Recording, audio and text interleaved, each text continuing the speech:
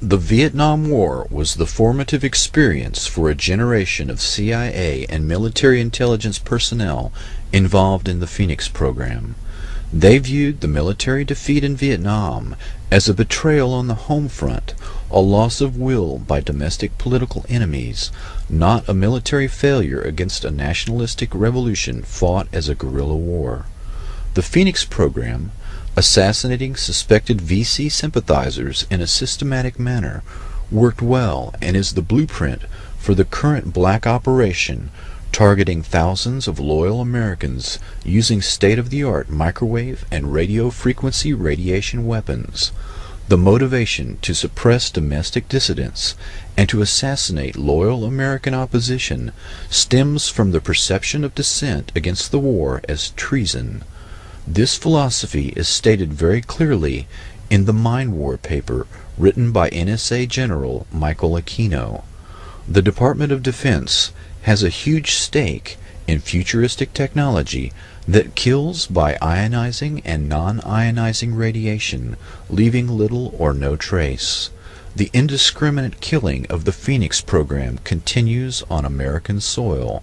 The terms soft kill, slow kill, and silent kill refer to the new way of killing the enemy in conflicts short of war and the small wars of the future.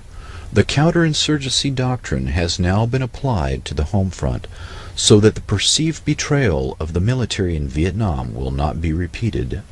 The generation of CIA and military intelligence led by Shackley, Helms, Casey, Singlab, Secord, John B. Alexander, Michael Aquino, Paul Vallely, and others have built the perfect beast, using selective assassination that leaves no trace. The ability to cull the human herd with silent kill technology allows a few personalities to remake the entire society in their own image. Extremely low frequency technology slowly drives the target crazy with silent sound, similar to the CIA MKUltra psychiatrist Ewan Cameron's psychic driving technique used to break down the target's personality.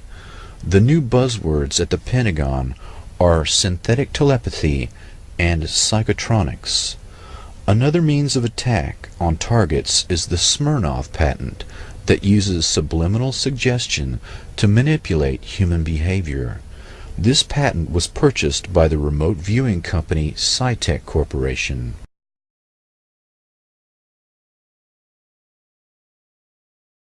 Emotional manipulation is accomplished using Dr. Michael Persinger's work to remotely project emotional states that the brain entrains or locks onto and emulates. One can broadcast rage or fear at an individual target to manipulate and control them. As if these methods were not enough to torture and murder people, add to this nightmarish toolbox active gang stalking. CIA-created cults and other cause-oriented groups are used to induce further trauma in the target by actively harassing them in public in a neutralization technique described in counterintelligence operations manuals that are aimed at enemy agents. In the race to develop a new weapon, it has always been necessary to test it on human beings. Perfecting the latest weapons designed to kill slowly and silently, as well as perfecting the process of controlling the human mind, are no different. Once the weaponry has been perfected on these few thousand people, the same techniques will be applied en masse to the general population, and then to humanity as a whole.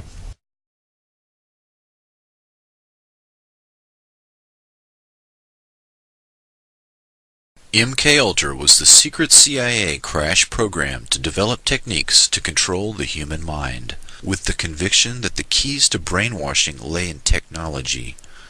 The agency's brainwashing experts gravitated to people in the mold of the brilliant and sometimes mad scientists, obsessed by the wonders of the brain. In 1953, CIA officer Richard Helms chose Dr. Sidney Gottlieb to run the technical service staff. The TSS, through the Office of Research and Development, was given the job of developing poisons to assassinate political opponents, truth serum drugs for interrogating spies, and hypnotic techniques to create unwitting double agents, couriers, and robot assassins. Dr. Gottlieb used Nazi scientists and their state-of-the-art mind control techniques that had been perfected in concentration camps using victims of the Holocaust. General Dwight D. Eisenhower gave his personal approval to exploit the work and research of the Nazis in the death camps. The German doctors were brought to the U.S. and went to work for Project Paperclip. These men were insulated against war crimes charges. The Nuremberg prosecutors were shocked that the U.S. authorities were using German doctors despite their criminal past. Under the leadership of Dr. Strughold, 34 scientists accepted contracts from Project Paperclip and were moved to Randolph Air Force Base in San Antonio, Texas. These personalities began to work on human radiation studies, aviation medicine, microwave technology, and MKUltra mind control experiments. The authorization to hire these Nazi scientists came directly from the Joint Chiefs of Staff. The top military brass stated that they wished to exploit these rare minds. Operation Paperclip eventually recruited 9,000 Nazi scientists and technicians to help the U.S. destroy the USSR. Some of these scientists were known as programmers, people skilled in the art of breaking down and controlling the human mind. Dr. Joseph Mengele and others experimented extensively with children and adults using mescaline, electroshock therapy, hypnosis, sensory deprivation, torture, rape, and trauma bonding in an effort to control the human mind. Dr. Mengele was so successful using the technique of trauma bonding that survivors today still exhibit a profound affection for their torturer, referring to Mengele as Beautiful Joseph. Dr. L. Wilson Green was a Jewish doctor who the Nazis coerced to participate in their experiments at Auschwitz. This individual, whose code name was Dr. Green, came to the U.S. after World War II and began to experiment on adults and children for the military and CIA. The military and CIA copied the Nazi methodology and began numerous programs of their own. The first CIA program was known as MKUltra. The MK is an abbreviation for the German words for mind control. By 1953, the CIA, U.S. Navy, and U.S. Army Chemical Corps were conducting their own narco-hypnosis programs. To avoid confusion, the dozens of mind control operations will be referred to generically as MKUltra. According to MKUltra documents and sources, the methodology of mind control works best when severe trauma is administered by the age of 3 years old. Severe trauma, such as rape, applied at the age of 3, will cause the personality to split or dissociate in an attempt to shield the mind from memories of events too painful to endure. The psychiatric terms are multiple personality disorder or dissociative identity disorder, and can be produced accidentally or purposefully. The Three Faces of Eve is the true story of multiple personality disorder created by childhood abuse. Psychic trauma and creation of multiple personalities was eventually codified by programmers into a standard methodology and is typically accomplished by forcing children to observe and participate in the ritual sacrifice of animals and humans, and inducing further psychic trauma by the means of rape and other horrors. The trauma causes the dissociation. This functions much like the partitioning of a hard drive in a computer. The dissociative state is used as an opening to hypnotically induce an alternate shell personality. The programmer will use hypnosis and triggers to call forth the created personality, known as an alter personality. Only 20% of the general population is easily hypnotizable, but trauma at an early age makes people vulnerable to dissociation and thus easily hypnotizable. Typically, the programmer might wear a costume, such as a rabbit suit, and sacrifice a rabbit in front of the child victims before they are physically traumatized. The image of the rabbit, a phrase from Alice in Wonderland, or similar paired images are used as the triggers to call forth the alter personality. The method works best when the trauma is repeated around 6 years of age. A few years later, the child victim's IQ test and personality test are evaluated to determine whether the child may be trained in assassination, sexual blackmail, drug courier, or other role. The subject can be hypnotized and used for operations, but would only be consciously aware of the sense of lost time. Dr. Sidney Gottlieb employed these early programmers and concentrated on the use of LSD for mind control and exotic poisons and drugs for political assassinations. He personally gave LSD to an unknowing fellow scientist, Dr. Frank Olson, who worked for the Army Chemical Corps Special Operations Division at Fort Detrick. His job was developing biological weapons. Dr. Olson committed suicide by jumping through the window of a 10th floor hotel. Dr. Gottlieb concealed his actions, and the Olson family was unaware of the cause of his suicide until 27 years later, when the facts emerged during a congressional hearing on CIA abuses. The link between Gottlieb and Olson illustrates how the different elements of biological and chemical weapons, radiation testing, and MK-Ultra were all intertwined. Dr. Ewan Cameron was president of the American and Canadian Psychiatric Associations. He ran the Allen Memorial Institute, which was founded in 1943 with funds from the Rockefeller Foundation. Nazi paperclip scientists made their way into the CIA and military-sponsored mind control programs here in the United States and Canada. Some of these scientists were friends of Dr. Cameron. Money for Cameron's operation came from the CIA and was funneled through the Cornell Society for the Investigation of Human Ecology. The systematic annihilation or depatterning of a subject's mind and memory was accomplished with overdoses of LSD, barbiturate sleep for 65 days at a time, and electroshock therapy at 75 times the recommended dosage. Psychic driving, the repetition of a recorded message for 24 hours a day, programmed the emptied mind. The Canadian government settled a class action lawsuit by 250 former patients of Dr. Cameron decades later, but no person or institution has ever been disciplined or punished for these activities. Cameron was the premier psychiatrist of the 20th century. He had studied Nazi scientists at the Nuremberg trials and later replicated many of their methods and sought their assistance in the race to control the human mind. Cameron's mind control experiments were one program out of many run by the CIA, Navy, Air Force, Army, and others. Richard Helms ran the Dirty Tricks Department after the Bay of Pigs and became Director of Central Intelligence in 1966. He destroyed the archive on MK-Ultra when he left in 1972 and successfully covered up the crimes of MK-Ultra. Helms, like Gottlieb, was a Machiavellian character who used paperclip scientists and would stop at nothing to win. He advocated low-intensity warfare, transmitting strategic subliminal messages to the brains of enemy populations, and the use of high frequencies to affect memory and the unconscious mind.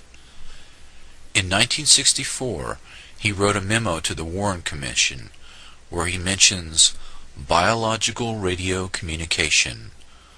Quote, "Cybernetics can be used in molding of a child's character, the inculcation of knowledge and techniques, the amassing of experience, the establishment of social behavior patterns, all functions which can be summarized as control of the growth processes of the individual." In 1953, MK-Ultra relied on LSD, But by the 1960s, the emphasis had changed to biological radio communication. MKUltra had 149 sub-projects that encompassed nearly every aspect of human behavior and social science. In the 1977 Senate hearings, former CIA Director Admiral Stansfield Turner stated that the program took place at 80 institutions, including 44 universities, 15 private companies, 12 hospitals, and 3 prisons.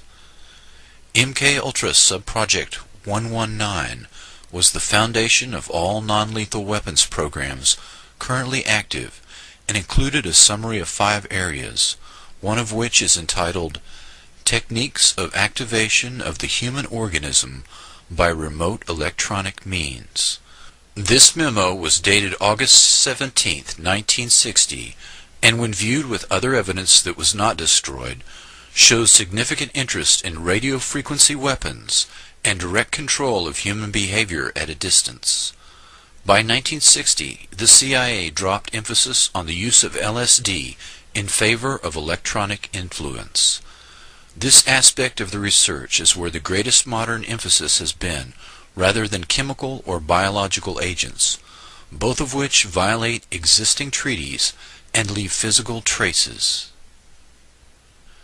In 1962, a CIA manual focused on radiohypnotic intracerebral control, RHIC, which was developed by the Pentagon, quote, "When a part of your brain receives a tiny electrical impulse from outside sources, such as vision, hearing, etc., an emotion is produced. Anger at the sight of a gang of boys beating an old woman, for example. The same emotions of anger can be created by artificial radio signals sent to your brain by a controller. You could instantly feel the same white-hot anger without any apparent reason." Unquote. Another term, electronic dissolution of memory, EDOM, refers to the ability to erase memory at a distance.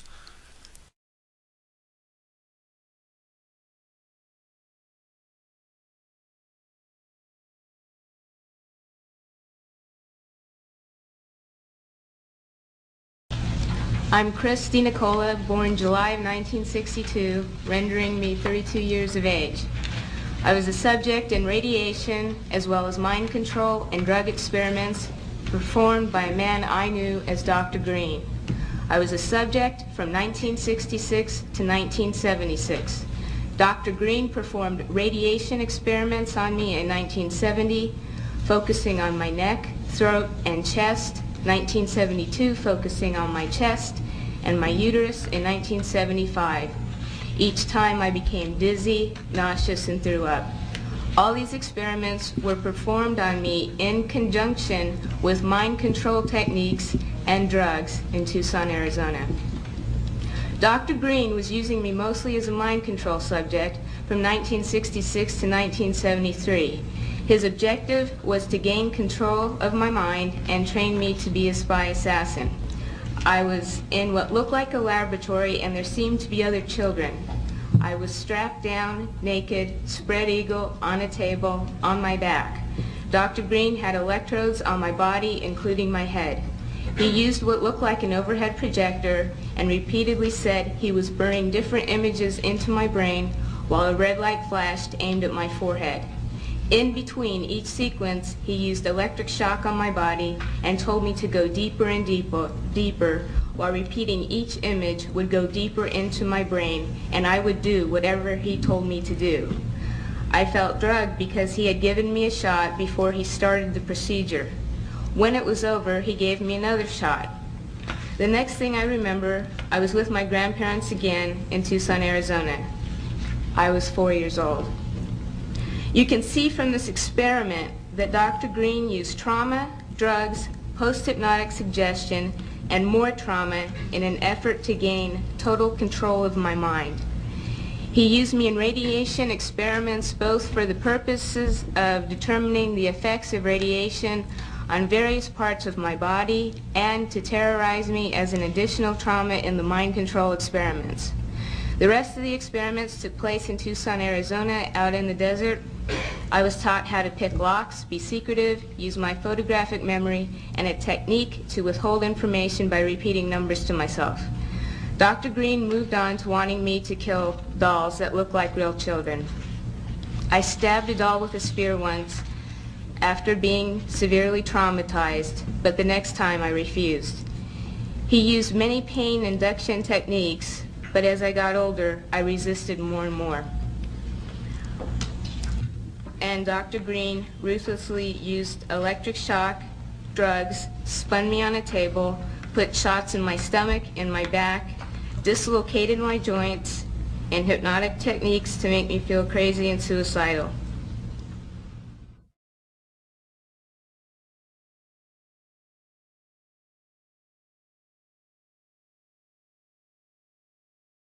I am a victim of electromagnetic microwave frequency harassment.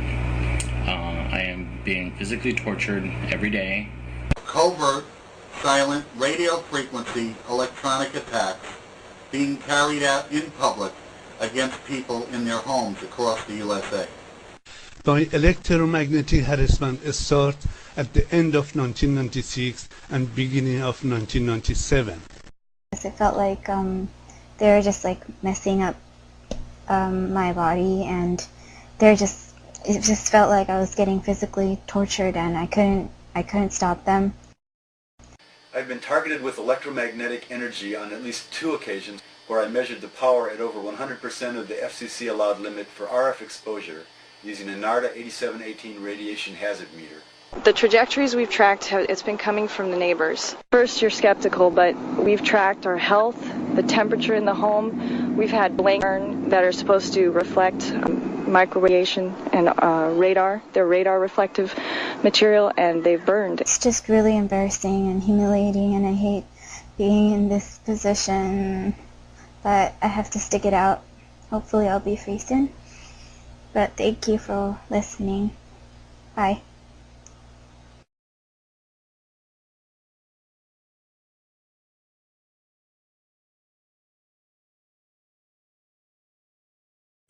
Project Pandora. In 1953, the Russians began to bombard the U.S. Embassy in Moscow with electromagnetic radiation in the microwave spectrum, but the fact was kept secret from the embassy employees. U.S. Ambassador Stossel contracted a blood disease, bleeding eyes, nausea, and eventually lymphoma. He and other employees eventually died as a result of the microwave attacks. Dr. Henry Kissinger sent a secret memo giving hazard pay to embassy personnel in the 1970s. Scientists began zapping monkeys to study the biological effects of highly concentrated microwave frequencies. Jose Delgado experimented on 4 human subjects using radio waves, reporting they experienced different emotions, sensations, and colored visions. Delgado stated that these weapons were, quote, more dangerous than atomic destruction. With knowledge of the brain, he said, we may transform, we may shape, direct, roboticize man.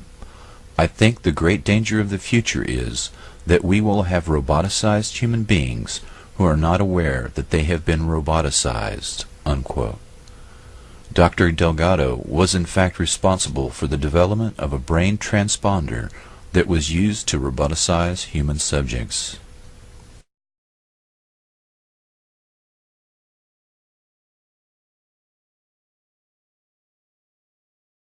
Women at different points around the camp appeared to experience similar symptoms at the same time, even though they were not in contact with one another.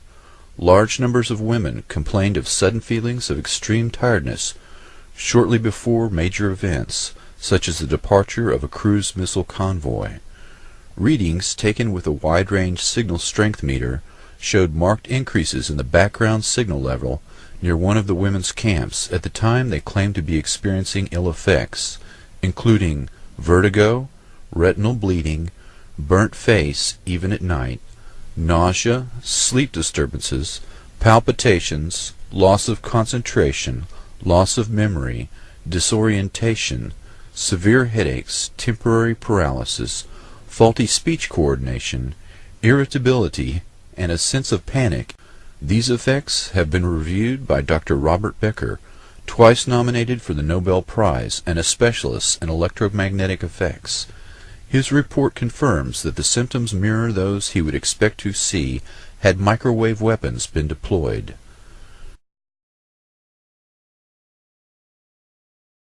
The Department of Justice Electromagnetic Weapons Program.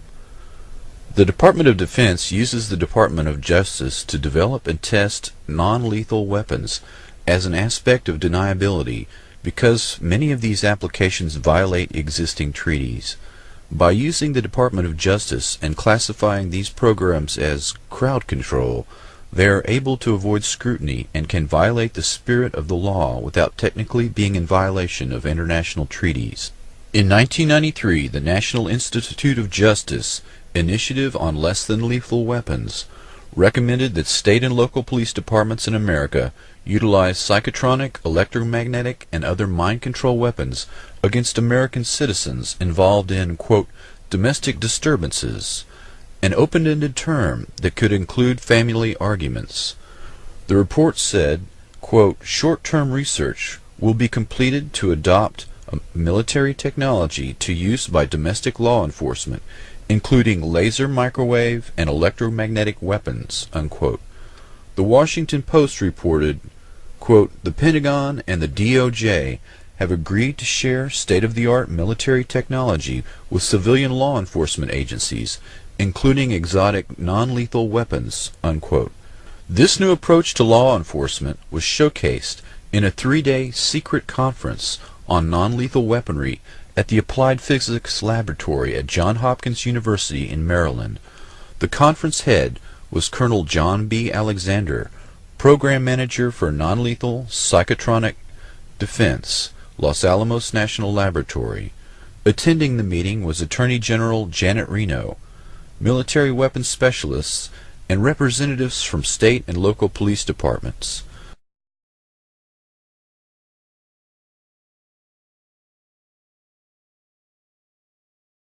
I am a victim of electronic harassment.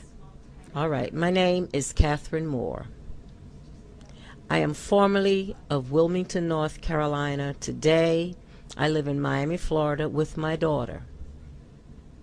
I am a victim of electronic torture, surveillance, and wiretapping. I served as the mayor pro tem of that city for 14 years. During that time, I reported political corruption, police brutality, and the molestation of young children that went unpunished and unprosecuted. For these things, I became a targeted individual. I have been destroyed financially. I've lost my home. I lost my 30-year-old successful business. I was at one time a college professor. I cannot find a job anywhere. So I am completely and totally financially devastated. I am not alone. I am assaulted and tortured by law enforcement from the city level to the federal level. There are so many of us who are being tortured that our federal law enforcement agencies, who were charged with the duty and responsibility of protecting us from international terrorism, that protection is inadequate to the American citizenry because the money and the man-hours are being directed at domestic terrorism, at U.S. citizens. Anyone who dares to blow the whistle or who joins a peace march or has the audacity to tackle a major U.S. corporation becomes a targeted individual. There are those who do not want to accept this theory, but let me say again, America, wake up. We're living in a time where you no longer have the right to speak your mind and speak out. Did you know that just last year, the United States Supreme Court passed a law that said that whistleblowing was not, I repeat, was not protected under the First Amendment to the Constitution. So your rights are being severely limited. They will continue to be limited, and people must come forward, particularly if they're being targeted, and let someone know that they are part of our organization, which again is called Targeted Individuals. I would encourage everyone to visit a website called Stop Covert War and learn about the number of people who are targeted by our government. We want our numbers to grow, not because you're a target. We want you to join our organization so that we will have a voice. As our numbers grow, so will our power. Again, wake up, America. You could be next if you are in the wrong place at the wrong time. God bless.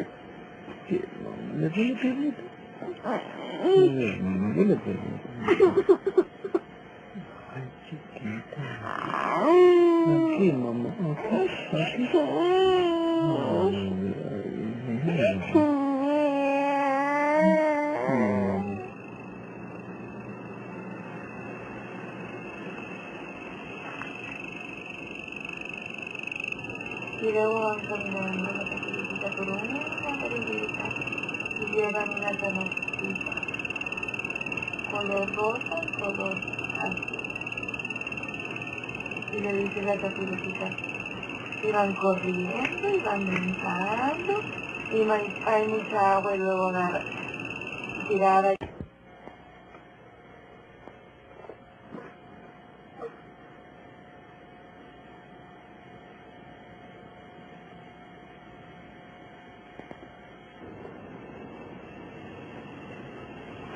¿Sí te dijo? No puedo hacer.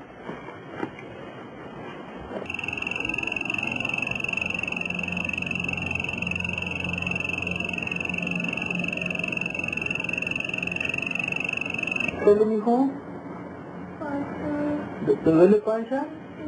¿Eh? ¿Le duele pancita? ¿Le duele cabecita? ¿Le duele pancha, mijo? ¿Mucho? ¿Le duele pancha, mijo? Ah, bueno, papá. The pain, I feel my body exploding.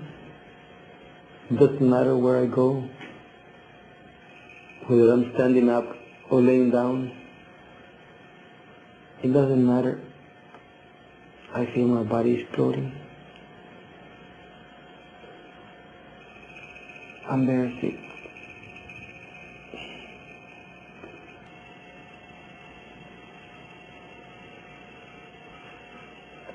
This is a crime.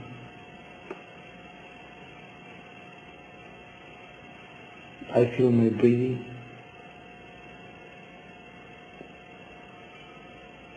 And my heart inside my head.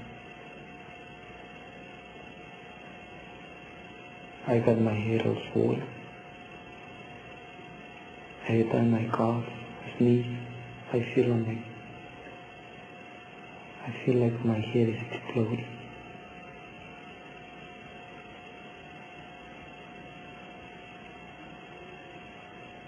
This happened because I sent emails to Michigan explaining the corruption of the Thomas and Cody Law School.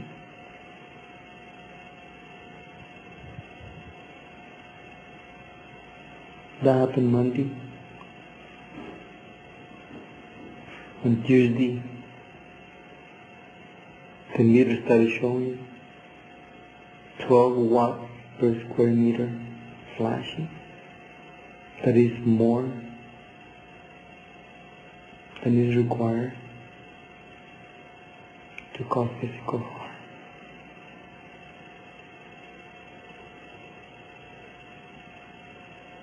This is retaliation for denouncing racial discrimination. The defendant in this case now is the U.S. Attorney General, John Ashcroft. He will be the one for blaming for this murder.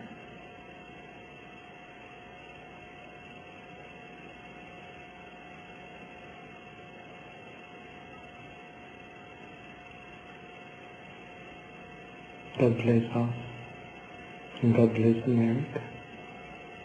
We will let these people alone. They're causing a lot of harm to innocent people like me, just because I complain of racial discrimination.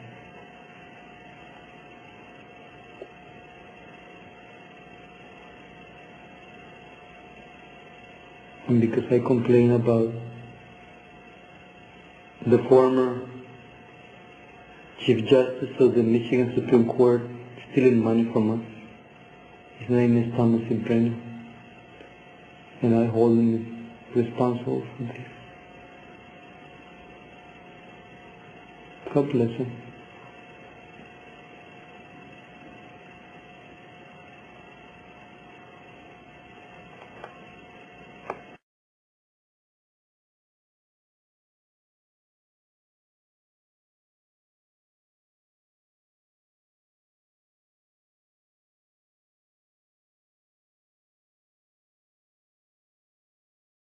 The city council, the investigators, the chief of police, the captain who was denying any child prostitution was going on in the canyon, even though I had it all on video. This doesn't lie. I have them on video refusing to act when these little girls, who I interviewed the migrants in the canyon, they are 13 years old, sometimes younger. Oh yeah, raping these little girls, these illegal alien sex slaves, they just turn another cheek. You know what I have them on video? Threatening to arrest me. Question about some of the technology that you're developing to fight the war on terror, specifically directed energy and high-powered microwave technology. When do you envision that you can weaponize that type of technology? Goodness, it is in, for the most part, the kinds of things you're talking about are in varying early stages. Do you have anything you'd add? I don't think I would add much. I think they are in early stages and probably not ready for employment at this point. But you sound like you're willing to experiment. Yeah, I think that's the point, and I think, and it's we have, I think, from the beginning of this conflict, I think General Franks has been very open to looking at new things if there are new things available, and has been willing to put them into the fight. Just the head was burned, and the other parts of the bodies wasn't anything that happened on it. Al-Ghazali reported that he had seen 3 passengers in a car, all dead, with their faces and teeth burnt, the body intact, and no sign of projectiles. There wasn't any bullet. I saw they teeth, just their teeth, and no eyes. All of them, with the body, nothing for the bodies, just the teeth and all the, the heads were burned. There were other inexplicable aspects. The terrain where the battle took place was dug up by the American military and replaced with other fresh earth. The bodies that were not hit by projectiles had shrunk to just slightly more than 1 meter in height. Except that the bodies is killed by the bullets. Most of them that become very small. It's like that, something like that.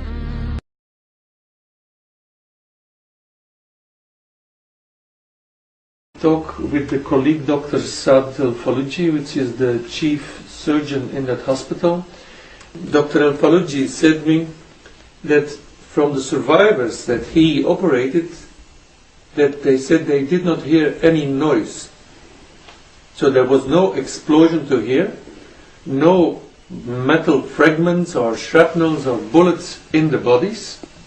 So they themselves were thinking of some strange kinds of weapon which they did not know. No gunshot wounds. No. I think, I don't know what it was really. We are here 10 surgeons. We couldn't decide what was the weapon which been hit this car. But inside the bodies you did not discover ordinary bullets. All of them being, we didn't find bullets. Yeah. We didn't find bullets. But most of the passenger people been dead, so they took them immediately to the refrigerator. We couldn't dissect them to see. But those who are alive, we couldn't find any kind of shells. We didn't find shells inside their body. Outside, it seems to be a new weapon. It seems a new weapon. They try to do experiments on our civilian. We don't know what was. Nobody can identify what the type of this was.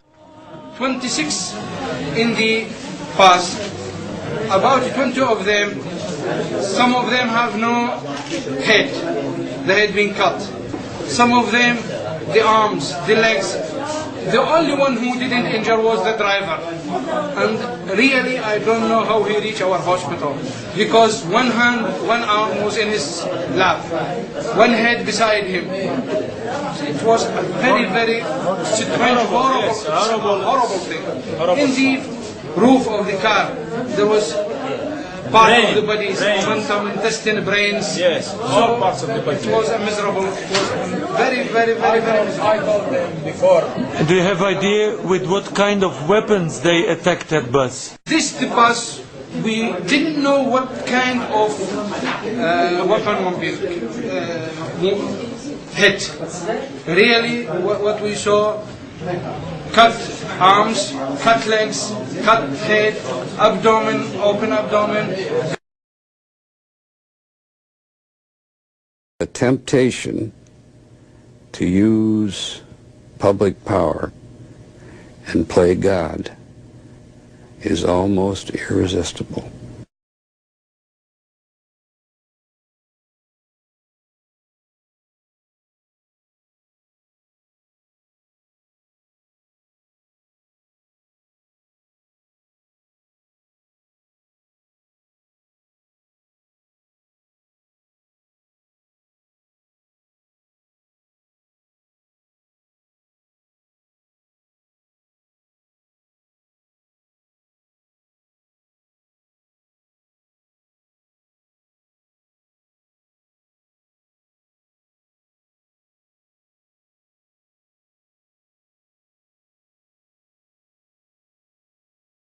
The Vietnam War was the formative experience for a generation of CIA and military intelligence personnel involved in the Phoenix program.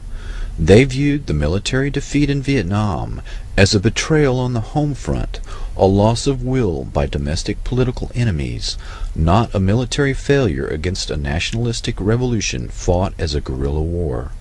The Phoenix program, assassinating suspected VC sympathizers in a systematic manner, worked well and is the blueprint for the current black operation targeting thousands of loyal Americans using state-of-the-art microwave and radio frequency radiation weapons.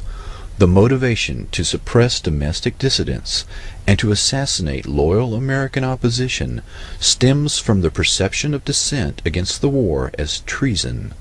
This philosophy is stated very clearly in the Mind War paper written by NSA General Michael Aquino. The Department of Defense has a huge... The agency's brainwashing experts gravitated to people in the mold of the brilliant and sometimes mad scientists obsessed by the wonders of the brain. In 1953, CIA officer Richard Helms chose Dr. Sidney Gottlieb to run the technical service staff.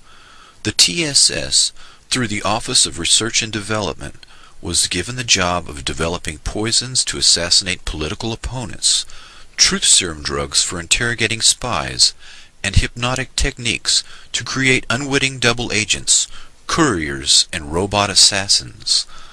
Dr. Gottlieb used Nazi scientists and their state-of-the-art mind control techniques that had been perfected in concentration camps using victims of the Holocaust. General Dwight D. Eisenhower gave his personal approval to exploit the work and research of the Nazis in the death camps. The German doctors were brought to the U.S. and went to work for Project Paperclip. These men were insulated against war crimes charges. The stake in futuristic technology that kills by ionizing and non-ionizing radiation, leaving little or no trace. The indiscriminate killing of the Phoenix program continues on American soil. The terms soft kill, slow kill, and silent kill refer to the new way of killing the enemy in conflicts short of war and the small wars of the future. The counterinsurgency doctrine has now been applied to the home front so that the perceived betrayal of the military in Vietnam will not be repeated. The generation of CIA and military intelligence led by Shackley, Helms, Casey, Singlab, Secord, John B. Alexander, Michael Aquino, Paul Vallely, and others have built the perfect beast, using selective assassination that leaves no trace. The ability to cull the human herd with silent kill technology allows a few personalities to remake the entire people. Add to this nightmarish toolbox active gang stalking. CIA-created cults and other cause-oriented groups are used to induce further trauma in the target by actively harassing them in public in a neutralization technique described in counterintelligence operations manuals that are aimed at enemy agents. In the race to develop a new weapon, it has always been necessary to test it on human beings. Perfecting the latest weapons designed to kill slowly and silently, as well as perfecting the process of controlling the human mind, are no different. Once the weaponry has been perfected on these few thousand people, the same techniques will be applied en masse to the general population, and then to humanity as a whole.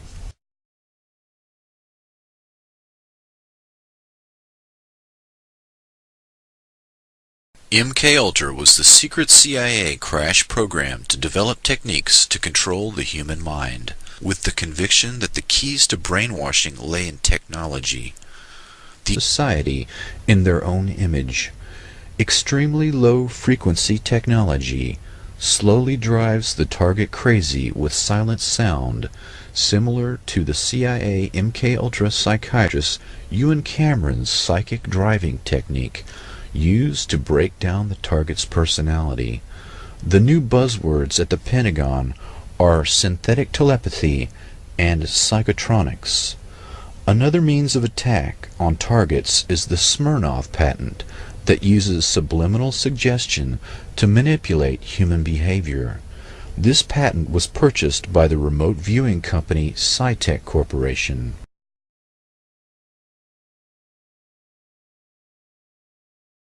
Emotional manipulation is accomplished using Dr. Michael Persinger's work to remotely project emotional states that the brain entrains or locks onto and emulates.